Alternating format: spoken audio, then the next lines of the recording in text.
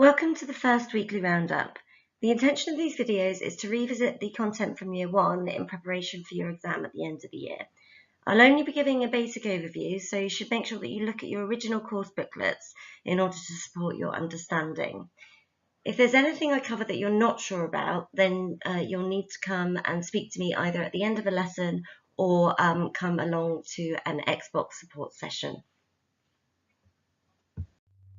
This first instalment is going to be a nice warm-up, as most of the concepts now feel like simply words, as you've used them so much.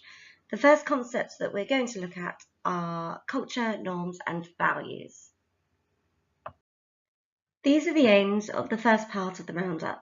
If you know you can do all of these without any input, then you should skip ahead on this video to the slides with a light blue background.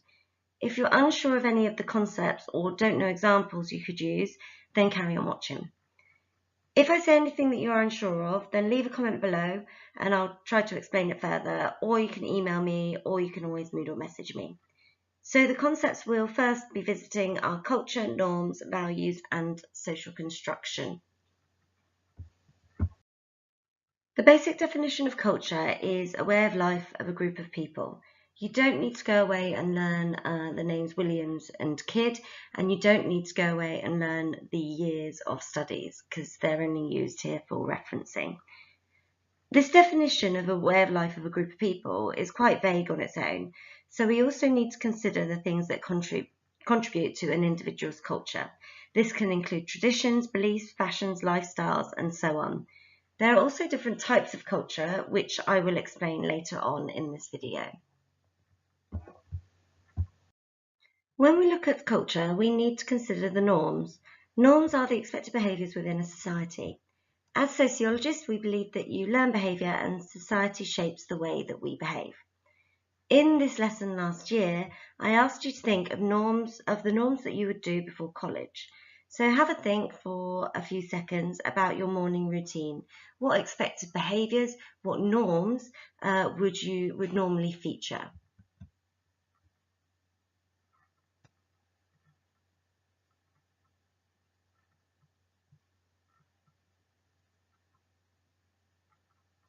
Expected behaviour or norms in a morning routine include things like having a shower, brushing your teeth, brushing your hair, having breakfast, and this can also include the sort of food that you have for breakfast. So for example, in the UK, we tend to have things like cereal or toast, whereas in Asia, for example, for breakfast, they will usually have sort of noodles or a rice dish. We also tend to drink tea.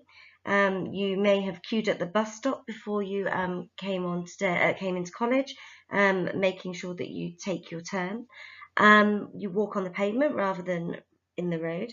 You might have held the door for somebody, and then someone might have been nice enough to hold the door for you, and often will say thank you. So saying thank you is a norm as well, is expected behaviour. Behind every norm is a value. Values are beliefs or ideas that are deemed as important within a society. Values underpin the norms. They're the reasons behind those expected behaviours. So take the morning routine, for example. The norm of brushing your teeth is underpinned by the value of oral hygiene. The norm of queuing is underpinned by the value of being respectful of others. And saying thank you when being served in a shop is underpinned by the value of politeness. The list goes on. In order to make sure that you are happy with the difference between norms and values, I recommend that you use the blank booklet on Moodle in the first year page to complete the tasks related to this lesson. Our behaviour is shaped by norms and values, and these will change depending on our social roles and the given social situation. For example, in a classroom where you are a student, you will ask if you can leave the room or spend most of the time sat in your seat, whereas I, as the teacher, will pop out of the lesson when I've stupidly forgotten something, and will walk around the room freely. This is us playing our social roles in that given situation. The same can be said for the social role that we're playing in terms of how we behave at home with our family to how we would behave out in public or when we're with our friends. Norms and values are social constructions, which means that they are decided or built by society. So one example of this could be crime. In Britain, it's illegal to be married to more than one person, yet in some cultures, it's expected that people will have more than one husband or wife. On this slide, you have examples of crimes which used to be illegal, which are now no longer illegal. So, for example, homosexuality, abortion, and divorce. This demonstrates how crime is socially constructed. It's not fixed and is defined and therefore can be redefined by a society.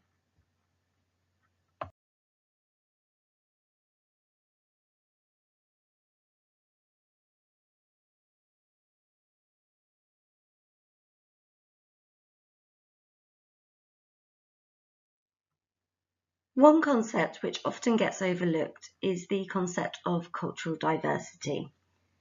This concept refers to the difference between cultures and the difference within cultures.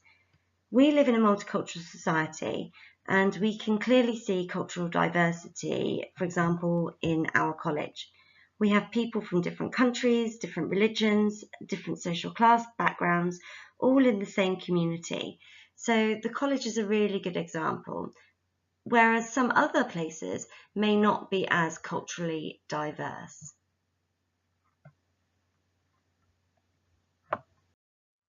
One thing you need to know about is cultural relativity, or the idea that cultures are relative. Now, they aren't going to ask you about it as a concept, but the specification does say that you should study cross-cultural examples which show that cultures are relative. What this means is that you should be able to provide examples from different cultures, so that's what cross-cultural means, to show that there are differences between cultures. So the idea that things are relative is the idea that they're different to each other. So it's unlikely to be a specific question, but it might be some wording in a question, and I just don't want it to throw anybody if it crops up.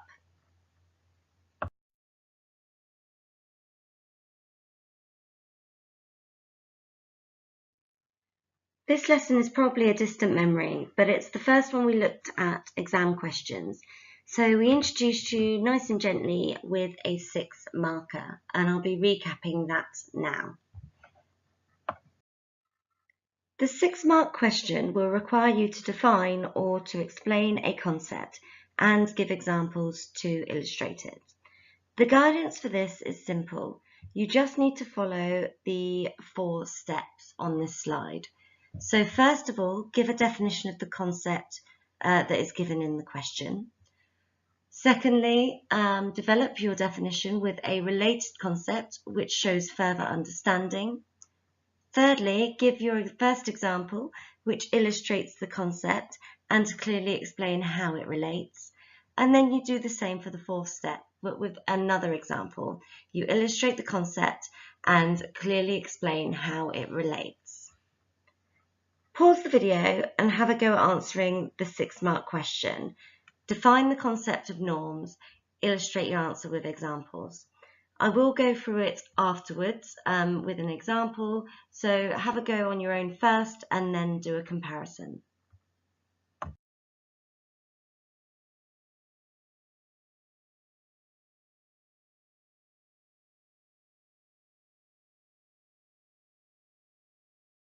So I'm just going to read through an example that I've put together.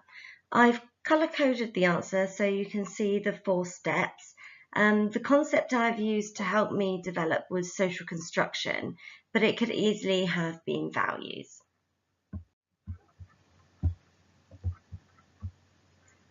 Norms are the unwritten rules in society which outline the expected behaviour in social situations. Norms differ between cultures because they are a social construction. One example of a norm is queuing. It is expected that people wait their turn to be served in a shop. Another example of a norm is eating food with a knife and fork, whereas in other cultures they may use their hands or chopsticks. Of course, it would be written as a solid block of text because we don't bullet point in our exams. As you can see, there's not much to it. It's not the most complex of writing. It's meant to be the warm-up for your exam, and they're meant to get progressively more challenging throughout the exam. But I always recommend that you answer the longer questions first. So in most cases, that means answering your exam paper backwards. So here's the example just in black colour. So I'll just read through it one more time. So norms are the unwritten rules in society which outline the expected behaviour in social situations. Norms differ between cultures because they are a social construction. One example of a norm is queuing. It is expected that people wait their turn to be served in a shop. Another example of a norm is eating food with a knife and fork, whereas in other cultures they may use their hands or chopsticks. And here's another example for you to have a go at. There are loads more in the question bank of your first booklet, the green booklet towards the back. So the question I want you to have a go at now is explain, using examples, the concept of culture. So the process is the same. So first of all, you'll define the concept. Then you will develop that concept with a wider related concept. And then thirdly, you will give one example and explain its relevance. And then you will do the same again with another example and explain its relevance. You should only spend a maximum of 6 minutes on this, or 7 minutes if you get extra time in the exam. If you are somebody who doesn't finish exams usually on time, but you don't get extra time, I strongly recommend or urge you to go and speak to Upgrades to go and get assessed for extra time, as it will prove invaluable in the exam, especially the larger exams where you've got those 40-mark essay questions.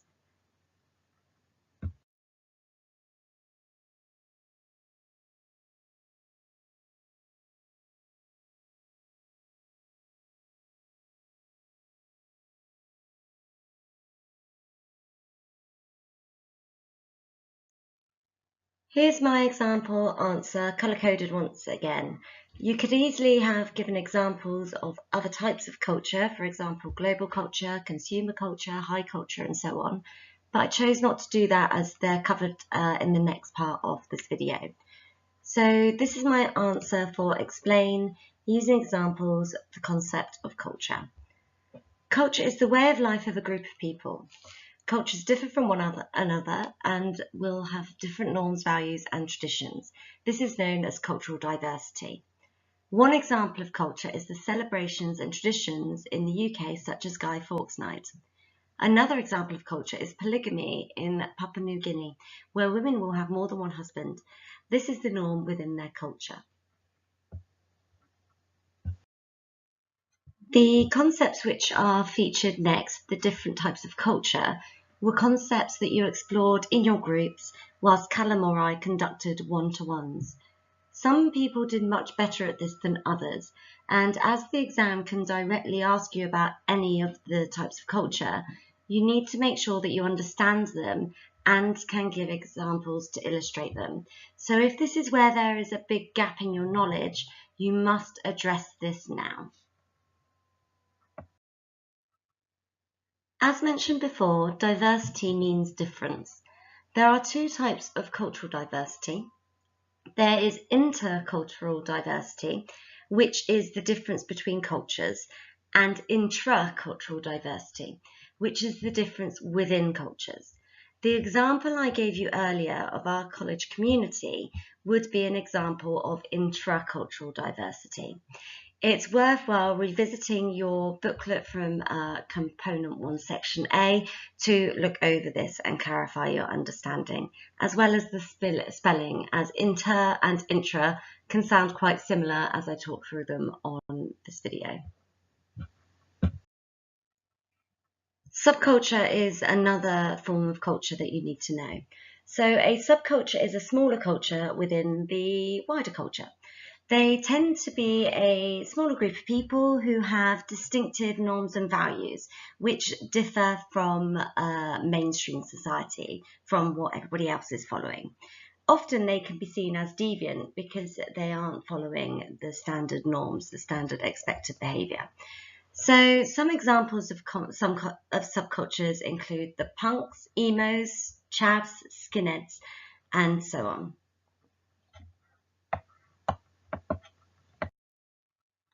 Hybrid means the merging of two or more things. In the case of cultural hybridity, it means the merging of more than one culture.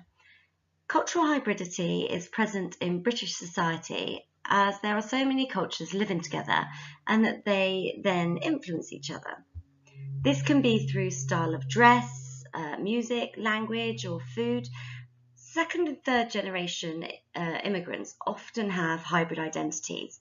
They end up mixing aspects of their parents' or home culture with aspects of British culture. We'll talk more about this in the lesson focusing on hybrid identities. And an example of cultural hybridity that you will all be familiar with could be an example of Brasians or Blasians.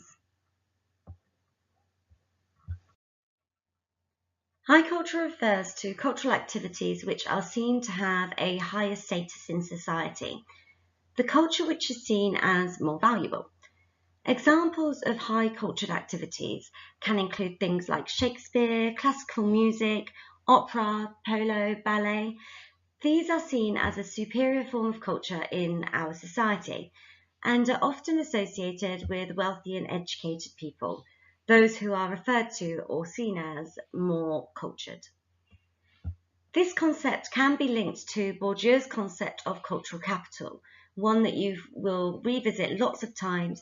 You've also covered in social class inequality, but also is a regular feature in the education unit. So this concept of cultural capital, as a reminder, is the idea that people who engage with these cultured activities, these high cultured activities, have good knowledge of them. So they would therefore have high cultural capital. Popular culture refers to culture which is enjoyed by the masses, the majority of the population. It has also been called mass culture, but for our understanding and for your exam, we will only use the term popular culture. This culture is seen as less valuable and it's thought that it won't stand the test of time in the way that, say, Beethoven, the composer, or Monet, the artist, has done. Popular culture activities can include things like football, so playing and watching, watching Netflix, reading tabloid newspapers or magazines, things like Instagram, things like watching TV. Some would argue that these are the more shallow activities in our society and are therefore seen as inferior to high culture.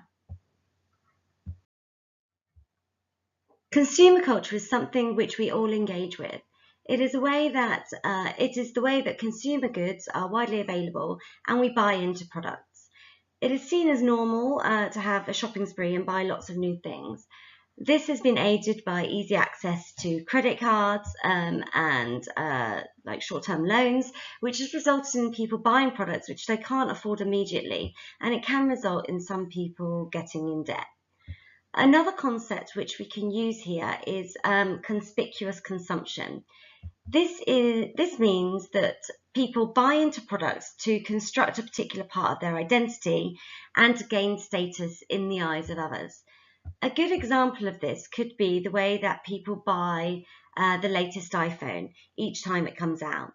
Often the latest iPhone might look slightly different, but it doesn't really have many new features on it, or many of the new features that the new phone has doesn't change the way that they use it. So they might as well have kept the old iPhone. Yet by having the latest iPhone, it's showing people that you can afford that, and it brings an element of higher status with it. Advertising and celebrity culture has hugely influenced the rise of consumer culture and conspicuous consumption. The last concept from this roundup is global culture. So global culture is the idea that there are shared cultural products across the globe, and this is made possible by globalization. So the world is now more interconnected, and there is now homogeneity. So we are homogeneous, we are similar across the world. Examples of global culture can be McDonald's, for example. You can buy a Big Mac all over the world and it will still follow the same formula. The same with Coca-Cola, Apple products, and Nike products.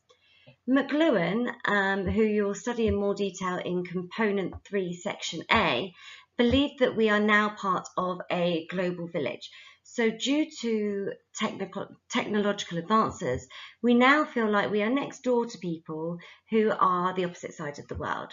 So the internet has been a huge driving force in this, because we can go online and we can contact people and we can buy things across the globe in an instant. Okay, so these are all the concepts that we have covered in this roundup, which would have been your first 3 lessons of your first year. So ones that are underlined are ones that are specified on the spec that you need to know, so they can directly ask you about them. So I strongly recommend that you go away and check that you could do a 6-mark question on every one of the underlined concepts. The 2 bullet points with asterisks next to cultural relativity and cross-cultural examples. They can't ask you to define them, but they can use it in the wording of the question. So they might ask you to give examples, cross-cultural examples to illustrate your answer. So that means that you're showing examples from different cultures. And if they're asking you to show that cultures are relative, it's the idea that cultures are different to one another. The other concepts which are on this list, don't ignore them. They're still really useful, and you should have them in your sociological understanding as standard, as we have used them in other areas, or they will be coming up again soon. There's a couple of studies there as well. Bourdieu's idea of cultural capital and McLuhan's global village. Now, Bourdieu is a name that comes up throughout the course, and he's come up lots of time since this lesson initially mentioned it. So if you're still sat there not 100% sure what his 3 types of capital were, they were for your reference: economic capital, cultural capital, and social capital. And if you needed to be prompted of that, you need to go away and cover that, and you need to know what those 3 mean. Global Village by McLuhan, that's going to come up again in Component 3, Section A. But if you go away now and have that good understanding at the moment, it would be marvellous if when we got to that section again and we revisit it in the Component 3, Section A content, everybody is on the same wavelength and just knows it, and we're not learning new content, because that sort of thing really speeds up the process. So go back over these, add them to your glossaries, add them to your revision cards or your Cornell notes, however you're doing your sort of spaced revision, and make sure you are continuously revisiting all of these things. I'm hoping to get the next roundup online next weekend, so make sure you do check back. I will try and prompt you in lessons to visit these pages. I'm not going to take them down, so you'll be able to watch them later on in the year, but please don't just leave it all until the very last minute, because you need to make sure that revision is an ongoing thing, and well, we can't leave it to last minute because there's so much content that you'd need to have stored in there. As you'll see from the video, most of the slides are pretty sparse in terms of information. There's not very much information written on them. So this could be quite a useful thing to sort of listen to if you're doing something else whilst you're, I don't know, maybe getting ready in the morning, or I don't know, driving, to try and get an understanding of some of these concepts. But also I strongly recommend taking notes, spending time with these videos undisturbed, and taking notes from them for your revision.